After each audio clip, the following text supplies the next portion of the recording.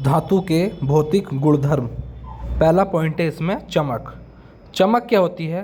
धातु की सतह चमकदार होती है, यानी कि जितने भी हमारे धातु होते हैं जो उनकी सतह होती है चमकदार होती है, यानी कि वो चमकते हैं। एग्जाम्पल से समझ लेते हैं, जैसे सोना। सोना एक धातु है, लेकिन कैसा है? चमकदार धातु है। चांदी आदि। चांदी भी कैसा धातु है? चमकदार धातु है, यानी कि इसकी सतह पर हमेशा चमक होती है। अगला है इसमें कठोरता। कठोर यानी कि कठोर चीज़ें सामान्यतः कठोर होते हैं, यानी कि जितने भी धातु होते हैं वो ज़्यादातर कठोर होते हैं। एग्जाम्पल के माध्यम से समझ लेते हैं, जैसे लोहा, तांबा आदि। लोहा भी कठोर होता है और तांबा भी कठोर होता है, लेकिन लिथियम, सोडियम तथा पोटेशियम मुलायम होते हैं। यानी कि जो हमारा लिथियम होता है यानी कि Li, सोडियम होता है यानी कि Na, पोटेशियम होता है K, ये सब धातु होते हैं, लेकिन धातु इनकी जो कठोरता होती है कैसी होती है? मुलायम होती है, यानी कि ये कठोर नहीं होते हैं, ये मुलायम होते हैं। अगला पॉइंट है इसमें रूप या अवस्था। ये क्या होती है इसको समझ लेते हैं। कमरे के ताप पर ठोस होते हैं, यानी कि जो उनकी अवस्था होती है वो डिपेंड करती है कि कमरे का क्या ताप है। केवल मरकरी यानी कि पारा को छोड़कर ये द्रव अवस्था में होता है, यानी कि जितने भी हमारे पास जो मरकरी होती है सिर्फ उसको छोड़कर बाकी सब किस अवस्था में होते हैं? द्रव अवस्था में होते हैं। अगला पॉइंट है इसके अंदर अज्ञात वर्धता। ये क्या होती है इसको सही से समझ लेते हैं। धातुओं को पीटकर पतली चादरों में परिवर्तित किया जा सकता है, जैसे टीनें होती हैं, ठीक है, यानी कि लोहे को पीटकर चादरों में परिवर्तित किया जा सकता है। एग्जाम्पल से चाहे लोहे की चादरें, जैसे कि टीन। धातुओं के भौतिक गुणधर्म में अगला है तन्यता। तन्यता क्या होता है इसको समझ लेते हैं। धातुओं को पतली तार के रूप में बनाया जा सकता है, यानी कि जो तार होते हैं, जैसे तांबे का जो तार होता है उसको पीट पीट कर, यानी कि तांबे को पीट पीट कर तारों में परिवर्तित करना। एग्जाम्पल से जैसे तांबे के तार। अगला पॉइंट है इसमें विद्युत व ऊष्मा के चालक। तो सामान्य विद्युत व ऊष्मा के चालक होते हैं, यानी इसके अंदर करंट को फ्लो किया जा सकता है। एग्जाम्पल के माध्यम से समझ लेते हैं, जैसे चांदी और तांबा, इस दोनों में विद्युत ऊष्मा के चालक होते हैं, यानी कि इन दोनों में करंट को प्रभावित किया जा सकता है। लेकिन सीसा और पारा ऊष्मा के कुचालक होते हैं। अगला पॉइंट है इसमें घनत्व, यानी कि डेंसिटी। घनत्व और गलनांक अधिक होता है, यानी कि सामान्य रूप से घनत्व और गलनांक अधिक होता है, यानी कि घनत्व का जो गलनांक होता है वो हमेशा अधिक होता है, यानी कि जो गलने की जो प्रतिक्रिया होती है वो ज़्यादा तेज होती है। लेकिन सोडियम और पोटेशियम का घनत्व कम होता है। किसका? सोडियम। सोडियम यानी कि Na और पोटेशियम यानी कि K, इन दोनों का जो घनत्व होता है वो कम होता है। धातु के भौतिक गुणधर्म में अगला है ध्वनिक। ये क्या होता है इसको समझ लेते हैं। धातु कठोर सतह से टकराने पर आवाज़ उत्पन्न करते हैं, यानी कि जितने भी धातु होते हैं जब उन्हें पीटते हैं तो उसमें से आवाज़ आती है, यानी कि वो आवाज़ उत्पन्न करते हैं। ध्वनि यानी कि आवाज़ का आना। अगला पॉइंट है इसके अंदर ऑक्साइड। ये क्या होते हैं? धात्विक ऑक्साइड, यानी कि धातु से मिलकर बनने वाले ऑक्साइड क्षारक प्रवृत्ति के होते हैं। यह हमने आपको अम्ल, क्षारक एवं लवण वाले चैप्टर में पढ़ाया था कि जितने भी धात्विक ऑक्साइड होते हैं वो कैसे होते हैं, उनकी प्रवृत्ति कैसी होती है? क्षारक होती है। अब आते हैं अधातु के भौतिक गुणधर्म। अभी तक हमने धातु के भौतिक गुणधर्म पढ़े थे, अब नेक्स्ट है हमारे पास अधातु के भौतिक गुणधर्म। अधातु का मतलब होता है जो धातु नहीं है। तो उसमें सबसे पहला पॉइंट है चमक। जैसा हमने धातु में पढ़ा था ऐसे ही अधातु में सबसे पहला पॉइंट है चमक। चमक क्या होती है? अधातु की सतह चमकदार नहीं होती है, लेकिन हमने पढ़ा था कि जो धातु होते हैं उनकी जो सतह होती है वो चमकदार होती है, लेकिन अधातु में जो अधातु होते हैं उनकी सतह चमकदार नहीं होती हैं। एग्जाम्पल क्या होता है? जैसे कार्बन आदि। लेकिन आयोडीन की सतह हमेशा चमकदार होती है। आयोडीन को हम आई से रिप्रेजेंट करते हैं। अगला पॉइंट है हमारे पास कठोरता।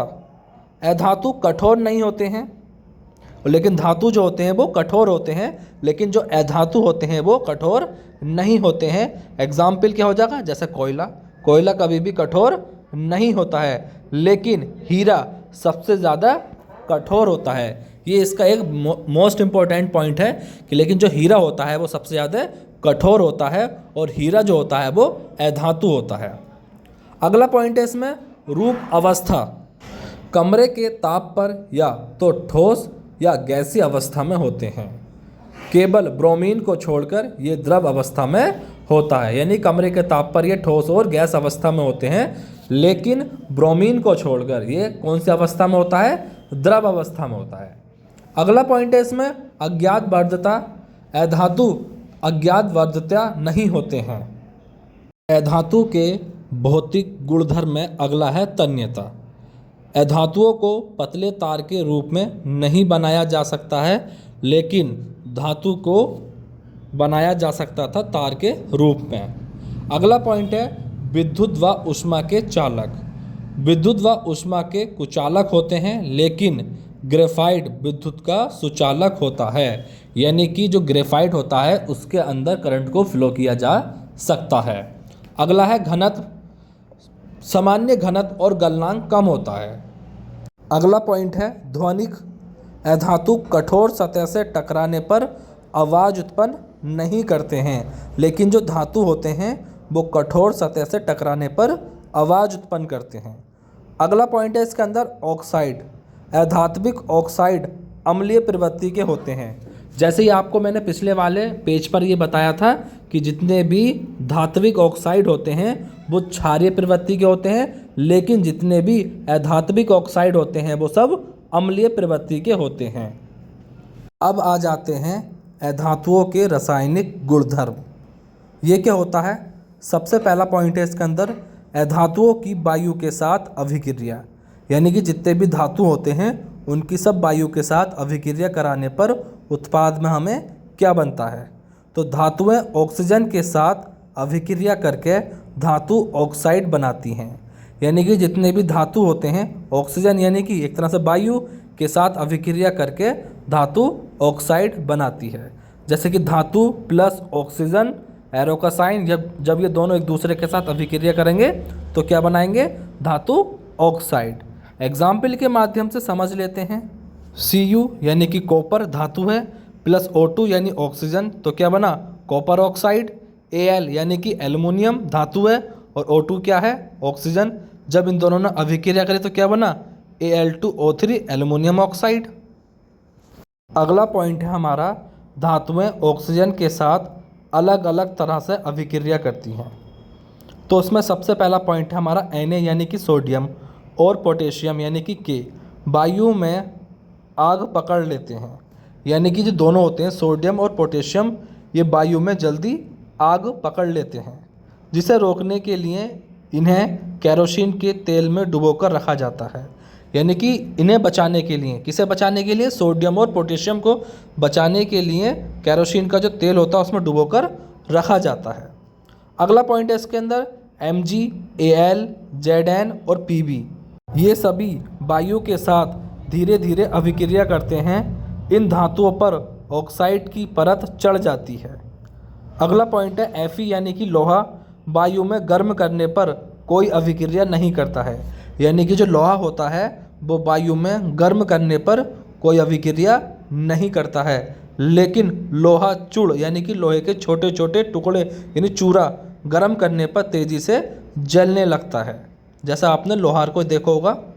अगला पॉइंट है Cu यानी कॉपर पर वायु की उपस्थिति में काले रंग की परत चढ़ जाती है, यानी कि जो कॉपर होता है जब वो वायु के संपर्क में आ जाता है तो उस पर काले रंग की परत चढ़ जाती है।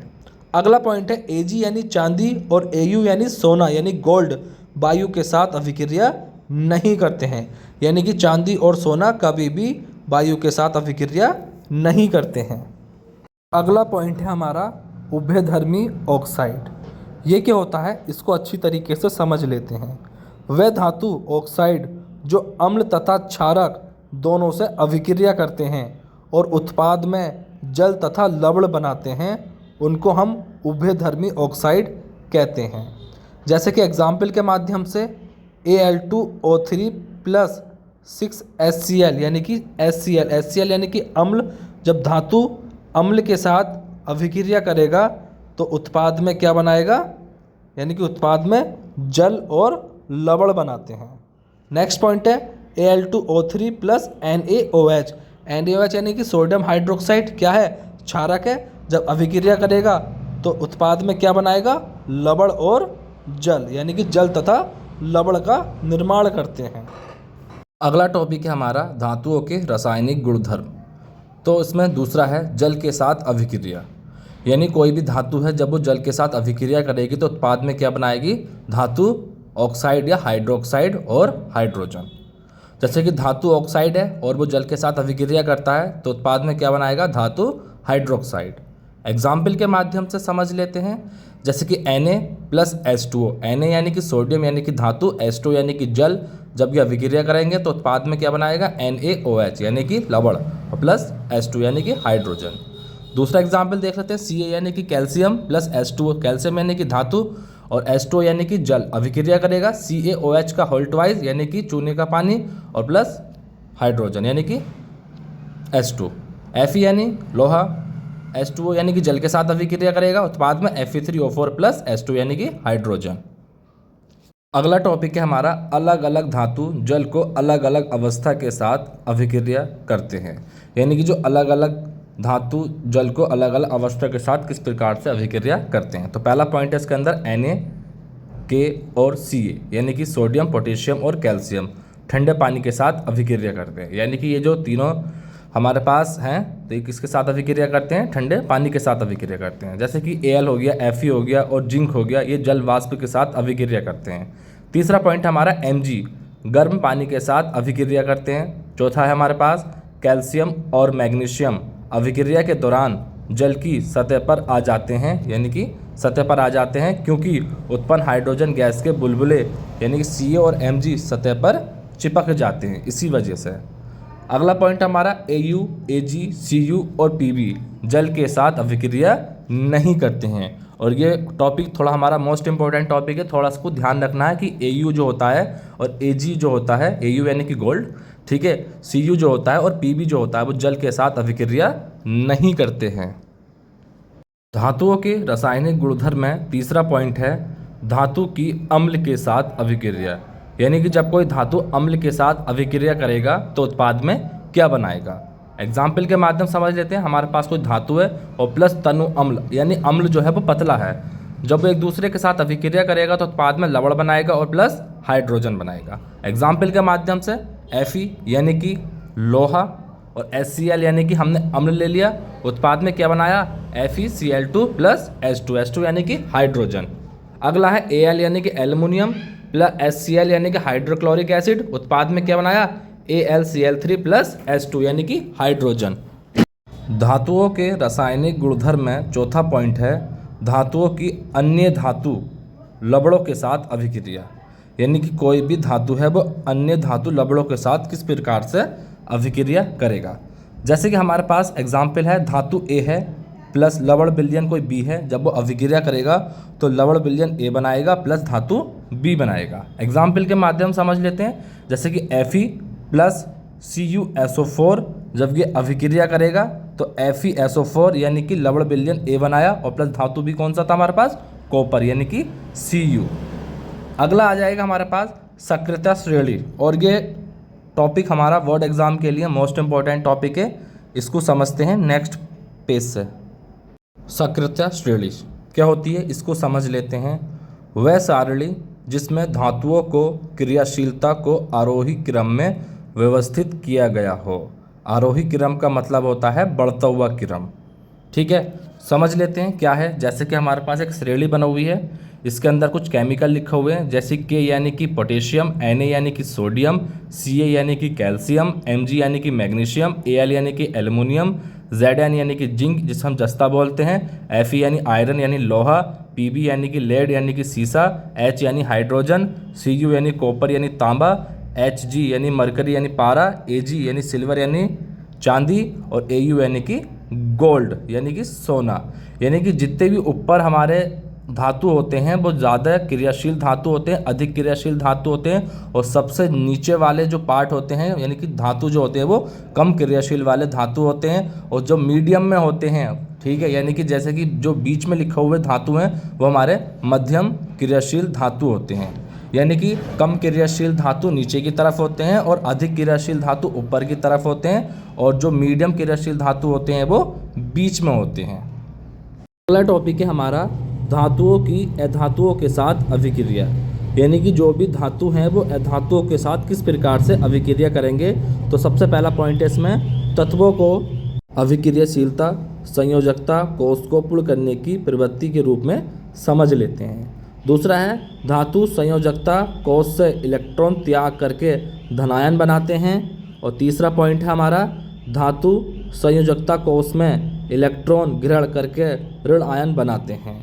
और चौथा पॉइंट है हमारा ऐसे यौगिक जो इलेक्ट्रॉन के आदान प्रदान द्वारा बनते हैं उन्हें आयनिक यौगिक कहते हैं। जैसे कि हमारे पास एक सीरीज है Na, ठीक है, Na का कितना होता है 11, तो इलेक्ट्रॉनिक विन्यास कैसे बनाएंगे इसका 2 8 1, क्योंकि एक रूल होता है इलेक्ट्रॉनिक विन्यास बनाने के लिए 2 8 18 32। जैसे कि NaCl है तो NaCl को जब अलग अलग करेंगे तो Na अलग हो जाएगा, Cl अलग हो जाएगा, इन दोनों ने आदान प्रदान का, तो Na पर प्लस चार्ज और Cl पर माइनस चार्ज। अगला टॉपिक है हमारा NaCl का निर्माण, यानी कि सोडियम क्लोराइड का निर्माण। Na यानी कि Cl, ठीक है, तो Na को हमने अलग कर लिया, Cl को हमने अलग कर लिया। Na के 1 होते हैं और Cl कितने होते हैं 7, तो Na ने 1 इलेक्ट्रॉन Cl को प्रदान कर दिया, तो यानी कि Na के इलेक्ट्रॉन तो 0 हो गए, लेकिन Cl कितने हो गए 8, यानी कि इसने अपने कोष जो है वो कंप्लीट कर लिया 8, तो Na पर प्लस चार्ज आ गया और Cl पर माइनस चार्ज आ गया। वो कैसे निकाला इलेक्ट्रॉनिक कॉन्फ़िगरेशन से, यानी कि इलेक्ट्रॉनिक विन्यास से। Na का 11 होता है, ठीक है, तो यानी 2 8 18 यानी 2 8 1 रूल्स क्या होता है 2 8 18 32, तो 2 इलेक्ट्रॉन आ गए, 8 इलेक्ट्रॉन 1 आ गया, तो Cl कितने होते हैं 17, 2 8 7, इसलिए जो लास्ट वाली कोष के सेल होते हैं वो इसमें हम लेते हैं रासायनिक बंध बनाने के लिए। जैसे Na ने 2 8 1 Na प्लस है तो 2 8 और इलेक्ट्रॉन इसने 1 त्यागा था, यानी 1 इलेक्ट्रॉन इसने ट्रांसफ़र करा था। जैसे Cl था 2 8 7, इसने 1 इलेक्ट्रॉन प्लस करा, तो यानी कि Na ने इलेक्ट्रॉन दिया था, तो क्या बना 2 8 8 करके।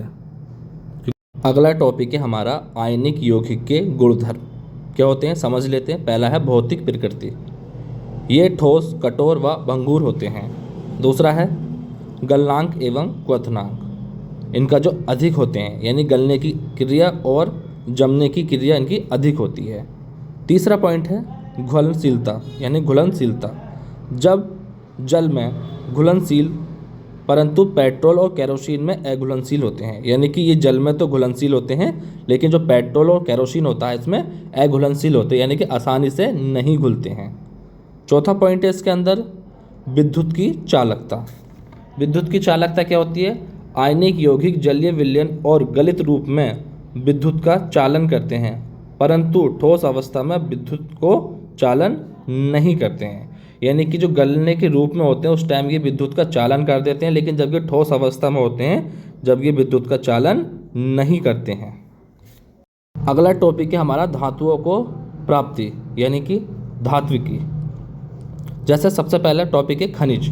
पृथ्वी में प्राकृतिक रूप से उपस्थित तत्वों एवं यौगिक को खनिज कहा जाता है, यानी कि जो पृथ्वी के अंदर प्राकृतिक रूप से उपस्थित जो तत्व हैं उनको यौगिकों को क्या कहा जाता है, खनिज कहते हैं।